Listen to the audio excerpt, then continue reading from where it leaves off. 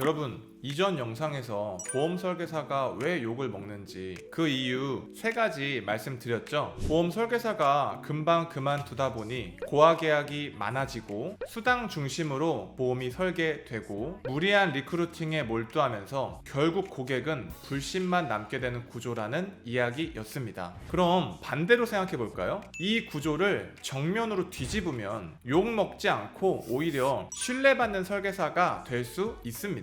사실 욕먹는 설계사님들이 많다는 건 반대로 지금 이 영상을 보시는 여러분에게는 큰 기회가 될 수 있다는 뜻이에요. 오늘 저랑 그 기회 한번 잡아봐요. 오늘 영상에서는 제가 실제로 경험하고 주변에서 검증된 신뢰받는 보험 설계사의 3가지 원칙을 말씀드릴게요. 자, 그럼 바로 영상 시작합니다. 여러분의 구독과 좋아요는 영상 제작에 큰 힘이 됩니다. 구독 꼭 부탁드릴게요. 첫째, 고객보다 먼저 떠나지 마세요. 보험은 결국 신뢰의 상품입니다. 그런데 가장 흔한 고객의 실망의 원인은 이거예요. 가입해줬더니 설계사가 사라졌어요. 욕 안 먹고 싶으세요? 그럼 무조건 오래 살아남으셔야 합니다. 고객은 사고 나기 전까지는 그 보험이 좋은지 나쁜지 몰라요. 근데 사고 났을 때 내 담당자 연락이 안 돼요. 이 한마디로 모든 신뢰가 무너집니다. 사실 실력보다 먼저 필요한 건 버티는 힘이에요. 최소 3년은 버틴다는 각오로 준비해보세요. 고객이 나를 찾을 때 제가 끝까지 함께 하겠습니다. 이 말을 당당하게 할 수 있어야 합니다. 그리고 중요한 건 버티려면 결국 3가지 중에 하나는 잘하셔야 해요. 1. 실적. 2. 보험 공부. 3. 보상 공부. 실적은 누구나 처음엔 어렵습니다. 하지만 보험 공부,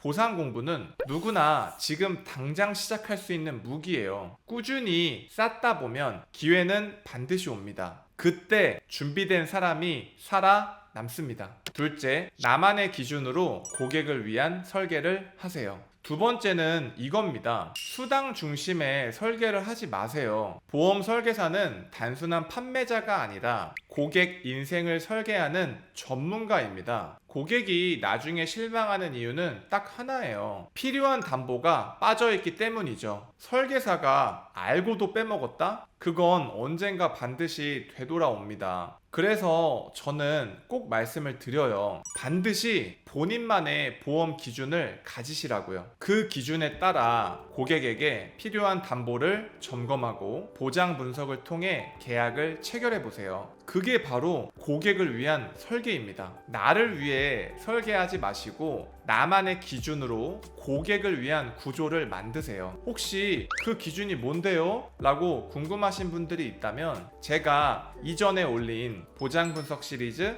3편을 꼭 참고해 보세요. 실전에서 바로 써먹을 수 있는 방법들만 담았습니다. 셋째, 리크루팅을 했다면 끝까지 책임지세요. 마지막 3번째는 이겁니다. 보험업계 구조상 진급이나 수당 상승을 위해 리크루팅을 하게 되는 경우가 많습니다. 하지만 문제는 태도예요. 사람을 데려왔으면 끝까지 책임지세요. 처음 동기가 나를 위한 것이었다 하더라도 누군가 내 옆에 왔다면 그 순간부터는 그 사람을 위해 최선을 다해야 합니다. 모범을 보여주세요. 함께 걷기로 한 사람보다 절대 먼저 포기하지 마세요. 저는 이렇게 생각합니다. 삶은 결국 태도의 싸움이에요. 내가 데려온 사람을 진심으로 위해주고 배려하고 함께 걸어간다면 그건 건강한 리크루팅입니다. 함께 성장할 수 있는 구조가 되는 거예요. 정말 중요한 건 사람을 많이 데려오는 게 아니라 내가 책임질 수 있는 한 사람과 함께 성장하는 것. 그게 바로 신뢰받는 설계사가 만드는 팀이고 진짜 동반자가 되는 길입니다. 마무리해 보겠습니다. 보험 설계사로 욕 안 먹고 신뢰받고 소개받고 싶으시다면 이 3가지만 꼭 기억하세요. 첫째, 고객보다 먼저 떠나지 마세요. 둘째, 나만의 기준으로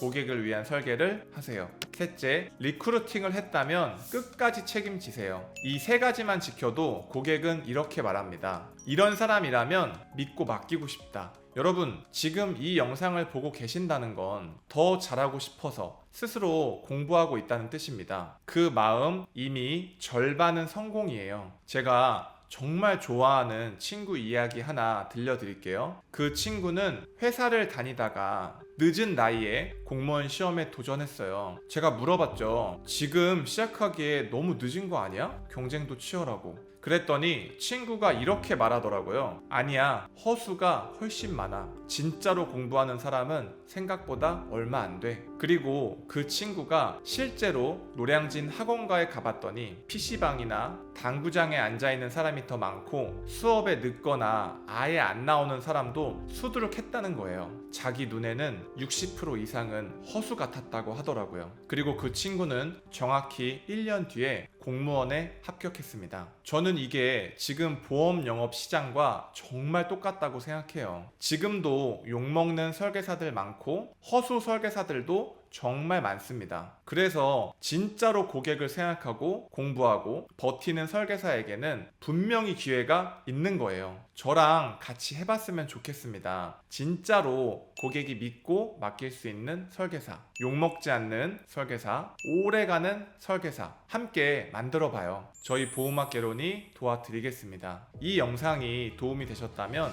좋아요와 구독 꼭 부탁드리고요. 나는 위에서 말한 세 가지 중에 어떤 게 부족한지, 어떤 걸 개선할 수 있는지 댓글로 함께 나눠봤으면 좋겠습니다. 제가 꼭 답변해 드릴게요. 그럼 오늘도 행복하세요. 다음 영상에서 뵙겠습니다.